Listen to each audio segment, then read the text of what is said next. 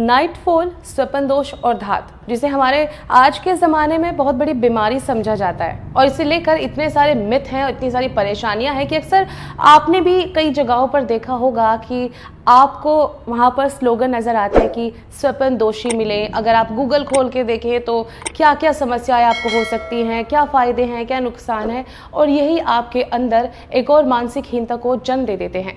नमस्कार, मैं हूँ आपके साथ आपकी गुड लाइफ काउंसलर उज्ज्वला। आपको भी क्या लगता है कि नाइटफॉल आपके लिए एक समस्या बन चुका है? क्या स्वप्न दोष आपकी सेक्स लाइफ पर कोई प्रभाव डालने वाला है? तो इसका जवाब है नहीं।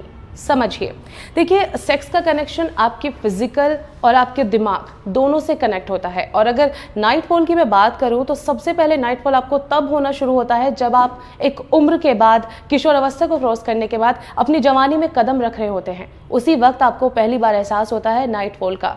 लेकिन नाइटफॉल की समस्या क्यों बनी, सबसे पहले ये जानने की वजह आपको ज़रूरी है, तभी आप इसे बीमारी और इन सब चीज़ों से निकल पाएंगे। तो चलिए जानते हैं कि नाइटफॉल क्या वाकई में समस्या है, और अगर समस्या नहीं है तो इस समस्या को जन्म किसने दिया, ये समस्या बनी कैसे कि स्वप्न दोष के नाम से जिस चीज़ के सामने दोष लग जाता है ऑटोमेटिकली हम उसे कंसिडर कर लेते हैं कि दोष यानी कि कुछ तो गलत है। और यही इसकी मानसिकता की सबसे बड़ी वजह है कि नाइटफॉल को स्वप्न दोष का नाम दे दिया गया। देखिए, स्वप्न दोष क्या है, यानी कि रात को सोते वक्त अगर आप एजुकेलेट हो जाते हैं, आपका संकलन हो जाता है, तो आपको लगता है सुबह उठ के कि ये मेरे साथ क्या हुआ, क्योंकि ये जो प्रक्रिया है वो तो सेक्स के दौरान होती है, लेकिन बिना सेक्स के अगर हो रही है तो वाकई में एक बीमारी है। ऐसा बिल्कुल नहीं है।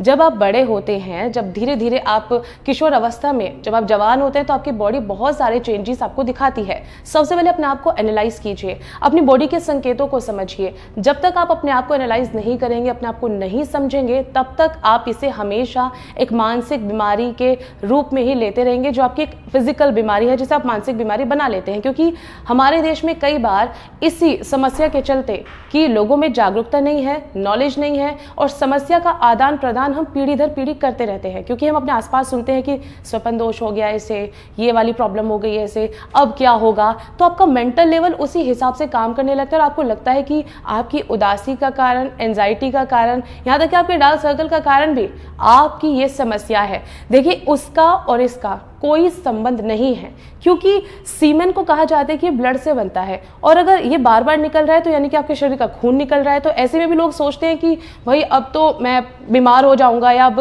मुझे समस्या हो जाएगी और मैं नपुंसक हो जाऊंगा, मेरी पौरुष शक्ति कम हो जाएगी। तो ऐसा बिल्कुल नहीं है। सीमेन और ब्लड का कोई कनेक्शन नहीं है। ये शुगर, पानी और कुछ लाइफ सेल्स से बनता है, ये ब्लड से बिल्कुल नहीं बनता। ये एक आम धारणा है जो अक्सर भारतीयों में देखी जाती है। और आपको एक और चीज जानकर हैरानी होगी कि नाइटफॉल जैसी समस्याएं सिर्फ इस उपमहाद्वीप में होती है, यानी कि भूटान, पाकिस्तान, श्रीलंका, बांग्लादेश और इंडियंस लोगों में सबसे ज्यादा नाइटफॉल की समस्या होती है। आप समझना शुरू कीजिए, अगर आपको हफ्ते में एक बार नाइटफॉल हुआ, महीने में 2-3 बार नाइटफॉल हुआ, तो ये बहुत ही कॉमन और आम सी चीज है। आपको एनालाइज करना होगा कि आपको कितनी बार हो रहा है। अगर आप रेगुलर सेक्स करते हैं तो आपकी नाइटफॉल की समस्या बहुत ही कम केसेस में देखने को मिलती है। या फिर अगर आप अभी बड़े हुए हैं, अगर आप 17-18 साल के हैं, 20 साल के हैं, आपका कोई सेक्सुअल पार्टनर नहीं है, आप मास्टरबेशन भी नहीं करते, लेकिन आपके दिमाग में अगर सेक्स है, तो आपको ये होना बहुत ही लाजमी और बहुत ही कॉमन सा है। अगली वीडियो में आपसे डिस्कस करूंगी कि कब आपको इस समस्या से बचना है, नाइटफॉल कब आपको लगेगा कि ये वाकई में आपके लिए अब समस्या बन चुका है, इसके बारे में अलग से जानेंगे। लेकिन इस वीडियो में आज मैं बात कर रही हूँ कि ये नाइटफॉल एक बीमारी है, तो ये बीमारी बिल्कुल नहीं है।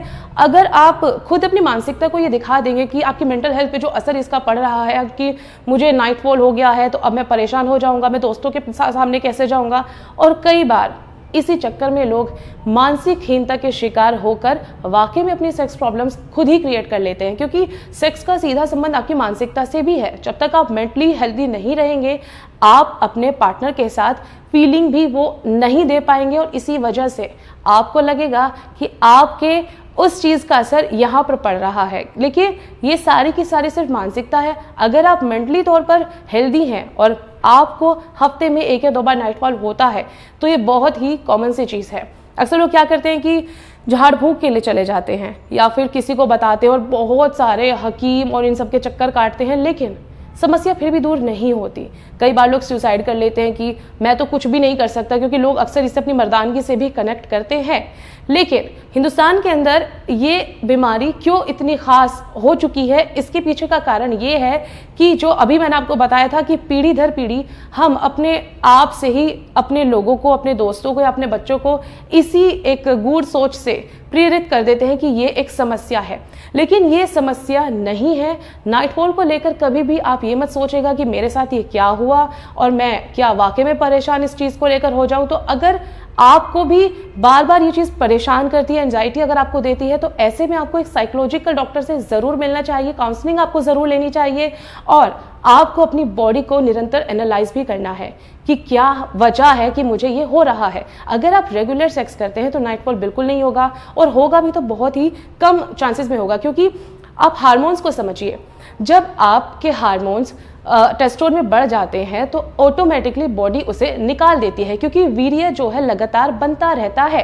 तो ऐसे में सोते वक्त जब आप जिस पोजीशन में आप सोते हैं तो कई बार आपके जो ऑर्गन्स होते हैं वो टच होते हैं, कई बार आप सोचते हैं, कई बार आप मास्टरबेशन करते हैं तो आप खुद ही एजुकेट हो जाते हैं। तो ऐसे में भी आपको इस तरह की समस्या नहीं होगी। लेकिन अगर आप मास्टरबेशन भी नहीं करते हैं और आपके दिमाग में सेक्स है और रात्रि में सोते समय आपके साथ ये होता है, तो बहुत ही कॉमन सी बात है, परेशान नहीं होना है। सिर्फ एक अच्छी काउंसलिंग ही आपको इसकी टेंशन से दूर कर सकती है। अगले वीडियो में आपको बताऊंगी कि कब नाइटफॉल और एजुकेशन आपके लिए परेशानी का कारण बन सकती है। आज के इस वीडियो में इतना ही। अगर आपका भी नाइटफॉल को लेकर कोई सवाल है, कमेंट बॉक्स में जरूर बताइएगा। जुड़े हमारे साथ, अभी सब्सक्राइब करें गुड लाइफ टॉक्स।